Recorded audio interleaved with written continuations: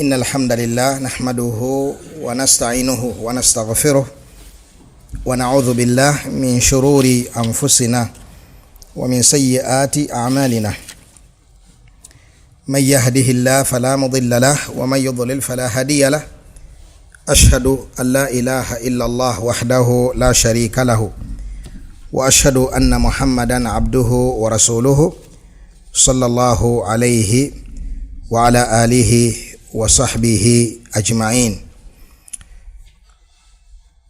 tulabye amasala agokuna omuwandiisi waffe ow'ekitiibwa Sheikh Muqbil ibn Hadi al-Wadi'i al-Hamadani Abu Abdirrahman rahimahullah rahmatan wasi'a gyaleeta mu kitabo kye kino hadhihi da'watuna wa aqidatuna. Amasala gano gagamba nti na'khudhu بظاهر الكتاب والسنة ولا نؤول إلا بدليل يقتضي التأويل من الكتاب والسنة.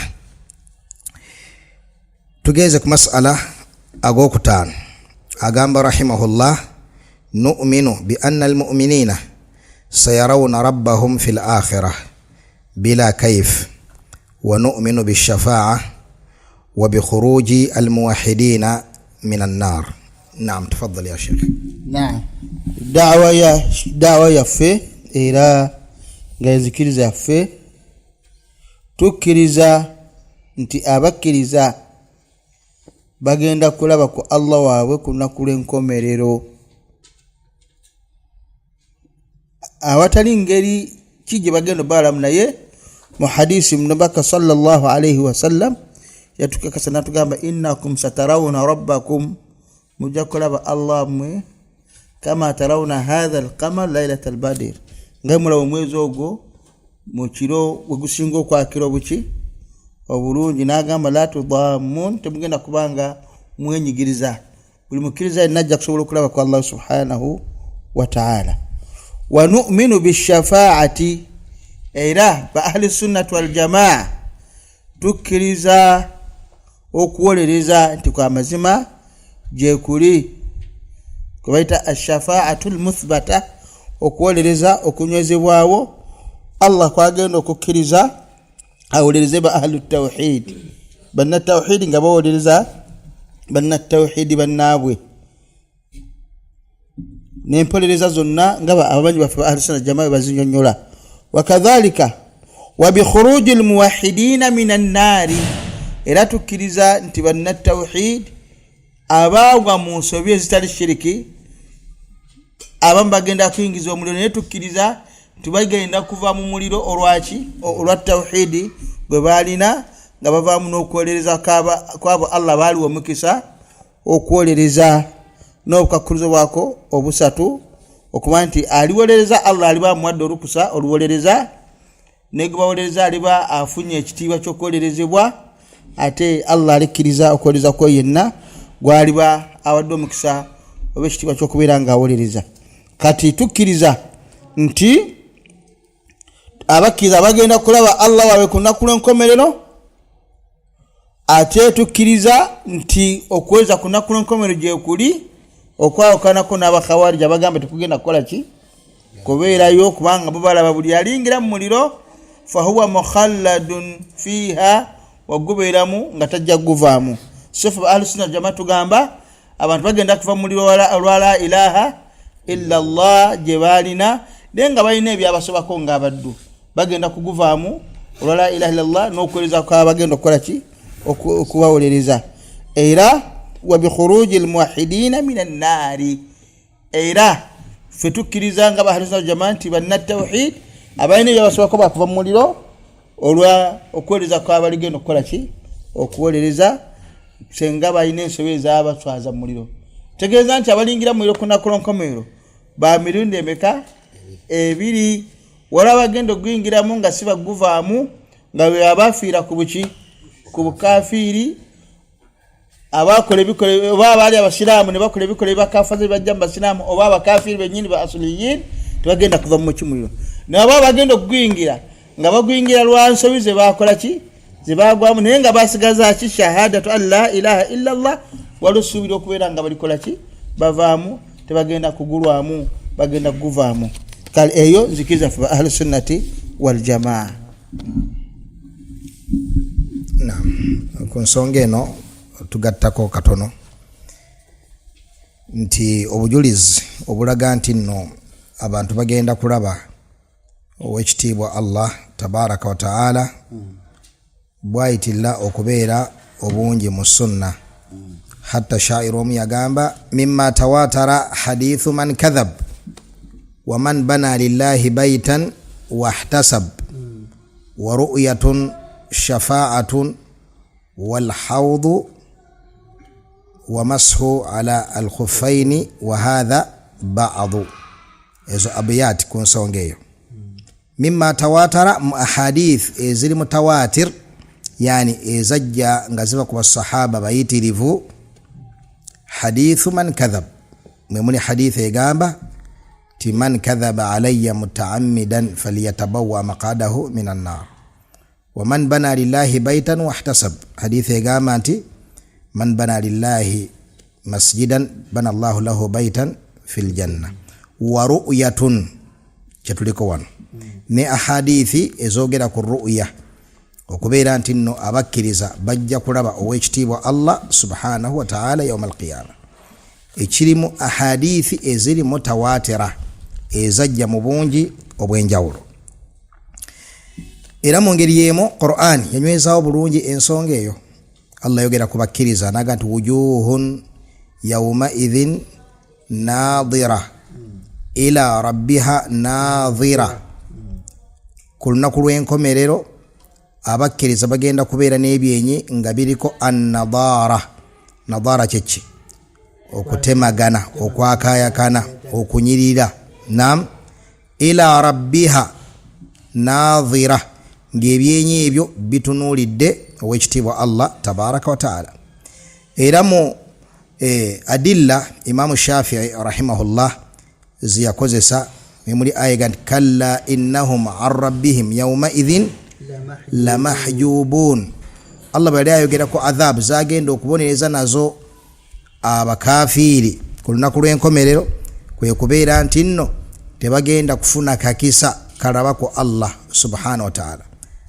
An rabbihim yawma idhin lamahjubun. Imam Shafi'i naga nti buno obujulizi bwangu kunala obulaga nti nno abakkiriza bagenda kulaba owekitiibwa Allah tabaraka wa ta'ala. Ne hadithi shekhi jasonzeeko jatusomeddeko hadithi ya Abi Huraira radiyallahu ta'ala anhu bwe yagamba alayhi as-salatu was-salam innakum satarawna rabbakum kama tarawna hadha al-qamar laylata al-badr. Eyo nno hadithi erimu ensonga eziwerako. Jarir ibn Abdillah al-Bajali naam innakum satarawna rabbakum, mujja kulaba omuki omulezi wammwe owekitiibwa Allah tabaraka wa taala. Naam, hadithi ni Abi Huraira hadithi ya Abi Huraira ni ya Jarir wa haiya gisongako buyagamba nti rawahu Jarirun amma qali Muhammadin faqul mithla ma qad qala fi dhaka tanjahu. Weri ya Jarir ibn Abdillah beri mu Bukhari izanokwa mu sahihain. Amma ya Abu Huraira yeri mu Bukhari ne Muslim innakum satarawna rabbakum kama tarawna hadha al-qamar la tudhammuna fi ru'yatihi. Chajiram alfadhi izwirako la tudhammuna la tudarruna. Byonna ebyo eyo hadithi ngerimu ensonga nyingi. Ekisooka erimu tashbihu ar-ru'ya bir-ru'ya walaysa tashbihu ar-ru'ya bil-mar'i. Naam, hadithi eyo erimu kulaga kulaba na kulaba. Efaanaganya kulaba na kulaba, so si kulaba n'ekirabwa. Naam, nti Nabbi sallallahu alayhi wasallam yatulaga mwezi ogwo nga bwe gwakaya kana nga bwe nti ne Allah amufaananyiza n'omwezi ogwo. La, wabula atulaga kulaba na kulaba nga bwe mulaba omwezi ogwo. Naam, so sinti ekiraba kigera kwa kifaanana n'omwezi ogwo bitegerekese, wabula nga bwe mulaba omwezi ogwo era ne mubaamu adilla mpitirivu ezimu kuzo uluwullah subhanahu wa ta'ala, kubeera nti Allah subhanahu wa ta'ala ali waggulu. Naam, tiyatugamba mulengere eri mashariki oba mutunule wansi mulaba oba mutunule ene emabega oba nedda omwezi gubeera luddawa guli waggulu. Ekyokubiri la tudhammuna temugenda kwenyigiriza singo tezigenda nga bwe mulengera ekintu nga buli omuntu ayagala okukiraba ate mumpi talaba bulungi olwabo abamu bimusikiriza nebifaanako bwe la tudhammuna temugenda kusanga buzibu bwonna. Naam. Aha. Ekyokubiri as-suhula fi ru'ya obwangu bw'okulaba yani singa bwolaba enjuba wenanga otaddewo ekibatu amaaso obutakola butya la wabula suhula fi ru'ya mugenda kufuna obwangu mukulaba n'obujulizi obulala bungi obuva mu nsonga efaanaganako bweto. Almuhim adilla mpitulifu mu Qur'an ne mu sunna ezitulaga nti nno waliwo okulaba omutonzi waffe ow'ekitiibwa Allah tabaraka wa ta'ala kirimu aqida ya ahli sunna wal jamaa. Ekyokubiri kyakoonyeko wano nakoona ku ashafaa. Shafaa mugimanye erimu emiteeko waliwo ashafaa al-uzma shafaa y'omubaka Muhammad sallallahu alayhi wasallam. Eyo ne ba khawarij tebagigaana tebagiwakanya. Shafaa gye baawakanya ba khawarij temuliimu shafaa eyo ashafaa al-uzma eyo tebagiwakanya. Yeeriwa ey'okubeera nti nabbi sallallahu alayhi wasallam agenda kukola shafaa ng'asaba ow'ekitiibwa Allah subhanahu wa ta'ala ajje lilfasli walqada baina ibadihi. Naam. Bagendo gende wa Adam abagambe munveeko bagende ewaani ewa Nuhu abasindike wa Ibrahim abasindike wa Musa abasindike wa Isa bajjeli nabbi sallallahu alayhi wasallam agambye ana laha agan faati wa aqa'u sajidan fayad'uni rabbi fayaftahu li min almahamidi ma sha avunname Allah mugulirewo abirenga amugulirewo adhkar n'okumutendereza kwataguliranga omuddu yenna wadde omubaka yennyini alayhi salatu wasallam bulamu obw'edduniya amutendi n'amatendo gaatatendangako Allah wadde okwatula nabbi yenna yali agatenzeekaani ow'ekitiibwa Allah subhanahu wa ta'ala awalyoka amugambe nti irfa rasak qul yusma washfa tushaffa. Iyo hadithi eri mu Bukhari ne Muslim. Kati shafaa weri ne bakhawarij tebagigaana. Kati waliwo shafaati ezisigadde ezo bakhawarij zebagaana olwa dhalali yaabwe ne ghulu yaabwe gye balina mu ddiini nti bo obulamu bwabwe min firaqi alwaidiyya zeziwa firaqi za waidiyya twogere bbiri emmanyifu bakhawarij ne bani ne ba mu'tazila aidan min firaqi alwaidiyya. Lwaki ziyitibwa firaq alwaidiyya? Kubanga bo bagoomera endasi yaabwe erinnyo ku adilla za waid kyeki ebibonerezo tebalina ndasi mu adilla za waad ebisuubizo ebirungi buli dalili oda gye basanganga eraga nti waliwo Allah wayinza okwewulira abaddu be wayinza okubataasa awo tebalinaako ndasi baagala wali Allah ng'akonde muninga kuzikiriza kubonereza ezo balinamu endasi ngera bwomanyi ba khawarij hayatuhum al-ghulu obulamu bwabwe kusukka nsalo kitegereka mutegerwa kibaito ba waidiyya bannange al-waid byebiki byebonezo al-wa'd zibye bisuubizo byo birimo okusaasira okusonyiwa nefanako bwebityo. Kati bo bayina endasi ku bintu bya bibonerezo byokka. Kakati mu firaq za waidiyya mwe muli abasajja abo ba mu'tazila. Kakati bo balaba nti no shafaati zino teziriyo songa adilla mpitirivu ngera bwe tuzeeyo ku baiti eri wa ru'yatun shafaatu wal hawdu min al adilla al mutawatira mwe muli adilla za shafaa ahadithi zasooka okubeera enki ennyingi ng'abaddu bagenda kujja bannabi bagenda kuwolereza babaddu bagenda kuwolereza okutuusa Allah lwaligamba nti tewali asigadde okujjako nze. Naam. Shafaat al-malaika wal mu'minun. Naam. Shafaat arhamur rahim. Naam. Lam yabqa illa arhamur rahimin. Naam. Jazakallahu khairan. Kakati ekigambo ekyo abalungi ow'ekitiibwa Allah abirenga yasigadde ajja abantu muliro bayitibwa batya abo abava mu muliro ibadallah bayita batyaba abasose mu bamane bayingira ejjana bayita ba jahannamiyun saba Allah toba n'omukuffe wadde abaddu abalungi abatuuliriza wadde abaana baffe abeera ba jahannamiyun naam aba bagenda okusooka okgendayo ekiseera Allah yakimanyi bamali baveeyo bayingire ejjana naam sonno nga bw'obageraageranya ku bakafiiri abatagenda gufulumamu abo n'okubageraageranya dhulumu buli azaamaanya naam naye nga tusaba Allah tuyingize ejjana bighayri hisaab wala adhaab era tuteekeko okusaasira kwe n'okusonyiwa kwe n'obukuumi bwe atukuume hatta nalqaah wa nahnu ala tawhidi wassunna wattaa. Kakati eyo shafaa abalungi nti weeri ow'ekitiibwa Allah tabaraka wa taala mu bigambo byayisa ku lulimi lw'omubaka Muhammad sallallahu alaihi wasallam yalaga nti abantu abagifuula enkola obulamu bwabwe agira kimu la'natullahi alayk la'natullahi ala fulan la'natullahi ala fulan naam nabbi yagamba nti mubakkiriza abo tebagenda kuweebwa kakisa kakola shafaa kikulaga khutuura y'enkola eyo ey'okubeera nga daima ola'ana. Lwaki Allah akujjamu? Kubanga al-la'ana ebeera tarudu wal ib'adu min rahmatillah. Naam, kitegeeza nti obulamu bwo tebuliimu rahma, tebuliimu shafaqa. Yensonga lwaki osabira abantu Allah abafulumye mu kusaasira kwe.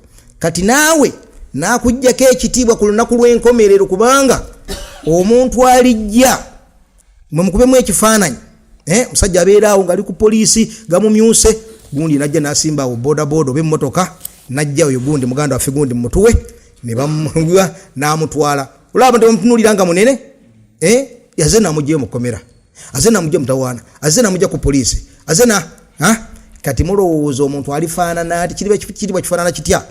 Omuntu alijja najja omuntu mu jahannam. Ekyo ekitiibwa munnange togenda kukifuna olw'okubeera nga oli la'an, onyumirwa nnyo okubeera nga okola otya? inna al-la'inina la yakununa yawma al-qiyamati shuhada wala shufaa. Abo abagifuula enkola y'okulaana okulaana kunakuleko tebagenda kubeera ba shufaa wadde okubeera ba shuhada. N'olwekyo barakallahu fikum zezimu ku nsonga zenyagadde okukoonako takuya wa kugatta ku bigambo ya mukadde waffe Sheikh Habib hafidhahullah. Agenda maaso agamba nti nuhibbu ashaba rasulillah sallallahu alaihi wasallam wa nubghidhu man takallama fihim wa na'taqid anna at-ta'ana fihim ta'anun fi ad-din li'annahum hamalatuhu ilayna wa nuhibbu ahla bayti an-nubuwah hubban shar'iyya.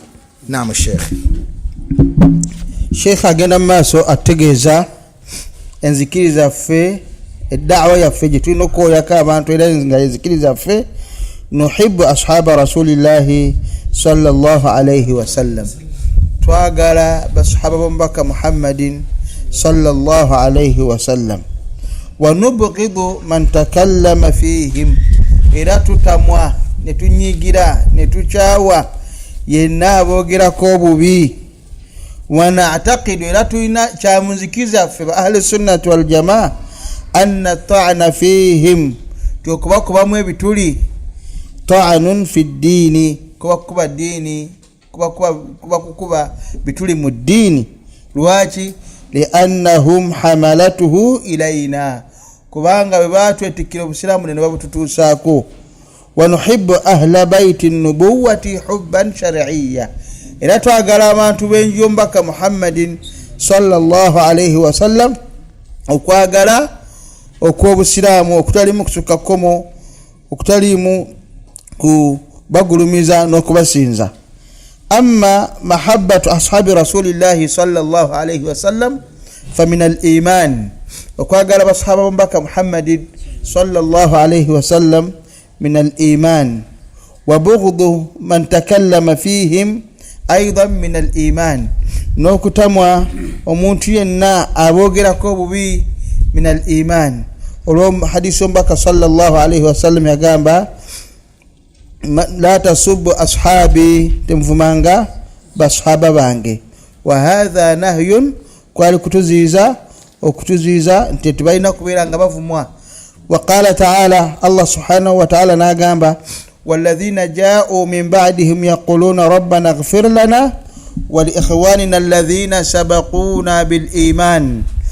Naba bajja oluvanyuma lw'aba sahaba abazi bajja oluvanyuma lwa okutuusa ku mulembe gwaffe n'abanajja oluvanyuma lwaffe tugamba rabbana ighfir lana ay Allah ffe tusonyiwe wa li ikhwanina alladhina sabaquna bil iman ne baganda baffe abatukulembera mu bukkiriza be basahaba n'abazi batambula mu buufu obwo okutuusa olwaleero buli yenna atukulembera mu bukkiriza tusaba Allah subhanahu wa ta'ala musonyiwe. Wala taj'al fi qulubina ghillan lilladhina amanu era basaba Allah aleme kuteeka bukukuzi mitima gyabwe eri abakkiriza bonna abakulembera mu bukkiriza. Mu aya eyo mulimu ebitendo bya ahli sunnah wal jamaa eri basahaba b'Omubaka Muhammadin sallallahu alaihi wasallam bire kisooka salamatu alsinatihim kubanga ennimi za ahli sunnah wal jamaa basahaba bawona akabenja akava mu nnimi zaabwe okujjako okubeera nga basabira bulungi mu bulungi babasabira Allah abakola atya abasonyiwe tebakwata nsobi zaabwe n'ebyali wakati waabwe mu fitani n'ebifuula emboozi zitava ku mimwa gyabwe. Ekyokubiri salamatu qulubihim emitima gyabwe gyaba abazze oluvannyuma lwa ahli sunna jamaa emitima gyaba abali ku nkola ahli sunna jamaa era gibeera mitukuvu eri basahaba okuba nti girimu bukukuzi okubatamwa okubasaalirwa n'obutaagala kubasabira buki bulungi. Wa innama emitima gyabwe miramu gye bali nga balowooleza bulungi mu ensobi ze baakola ng'abatonde. Tukakasa ba ahli sunna jamaa nti Allah azibasonyiwa olw'ebirungi bye baakolera umma eno n'okuba nti baakulembera mu busiraamu ate ebirungi baakola tukakasa nti eri asobola bakulembera mu buki mu bulungi. Wakadhalika lwaki tulina kuvuma basahaba wadde bakowamu ebutuli era kitukakatako baagala sekalesa ensonga wano n'agamba wana'taqidu tukkiriza kya muzikiza affe ti anna ta'ana fihim okubakubamu ebituli okubamogola ta'anun fi ddin kuba kumogola mu ddiini yaffe buki ebusiraamu. Lwaki okuba ebituli mu basahaba kuba ebituli mu ddiini liannahum hamalatuhu ilaina kubanga ebatuusaako buki obusiraamu. Kati bwe bakuba ebituli mu basahaba babakuba ebituli mwani mu ddiini gye batuusaako. Era buli ennaako ebituli mu basahaba aba akubye ejjinja limu liba likumye ebituli bibiri liba likubye ebinyonyi bibiri. Ekisooka abakubye eddiini mu busiraamu, ekyokubiri abakubye ebituli mu Nabi Muhammadin sallallahu alaihi wasallam buli wakubye ebituli mu baani mu basahaba be kubanga abantu abo Allah alonda baki yalonda balonde.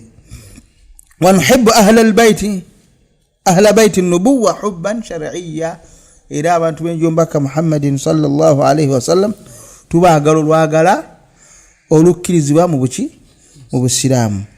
Naam, okwagala abantu b'enjombaka Muhammadi sallallahu alaihi wasallam kulina okubeera nga tekuliimu kusukka nsalo olw'ensonga nti ebibinja ku bantu b'enjombaka Muhammadi sallallahu alaihi wasallam biri bisatu.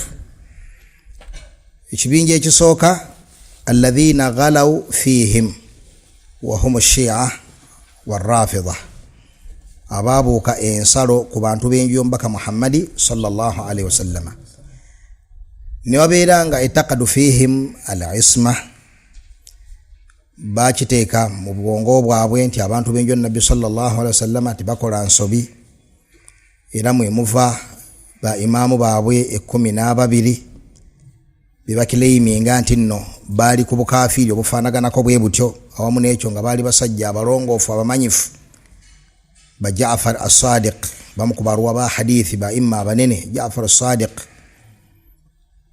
rahimahullah rahmatan wasa n'abalala bangi bebeesibako abashiya abo mu bukafiiri bwabwe ne batuuka okugamba nti abantu b'enju ya Nabbi sallallahu alaihi wasallam ba imaamu abo ekigambo kyabwe kiringa kigambo ky'owekitiibwa Allah tabaraka wa taala.